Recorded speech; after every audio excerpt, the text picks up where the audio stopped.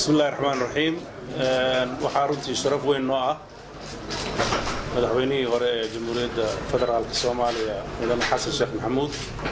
يوفد بلارن مانتا لوgu yimid caasimada Puntland Garowe si ay nogala qayb galaan xafladda caleemasaarka natiijadii ka soo baxday doorashadii ka dhacday bishan 8deedii dawladda Puntland anigoo ku hadlaya magaca madaxweyne ku-xigeenkii gudoomiyaha baarlamaanka iyo dhammaan shacabka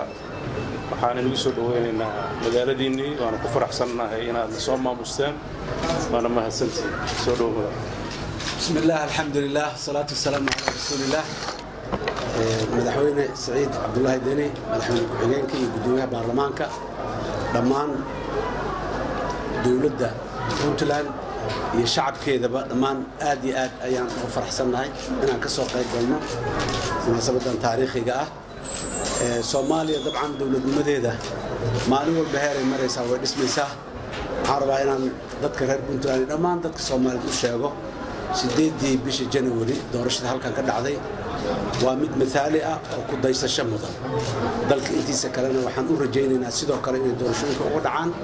haddii ay tahay heer dawlad goboleed iyo haddii ay tahay heer qaran intaba runtii in la ilaaliyo nidaamka iyo wixii lagu heshiiyey oo dadku ay ku heshiiyeen waxay soo kordhinaysaa oo kaliya waa karaamo iyo sharaf iyo cizi maanta qof walba Soomaaliyeed meel kasta uu joogo dalka iyo dibadiisaba raalli ayuu ka yahay waanu ku faraxsan yahay doorashadii ka dhacday bishii 8 January halkan iyo madaxda lagu doortay sharciyad dheeri ah iyo awood dheeri ah ayay siinay madaxda la doortay dadka reer Puntland kalsooni ayay siinay dadka Soomaaliyeedna ku daysasho iyo cashar in la daba kaca mudan ayay siinay marka intaas isugu jirta marka sharaf iyo maxaa farxad ayay noo tahay inaan kala soo qayb galno madaxda iyo mas'uuliyiinta la doortay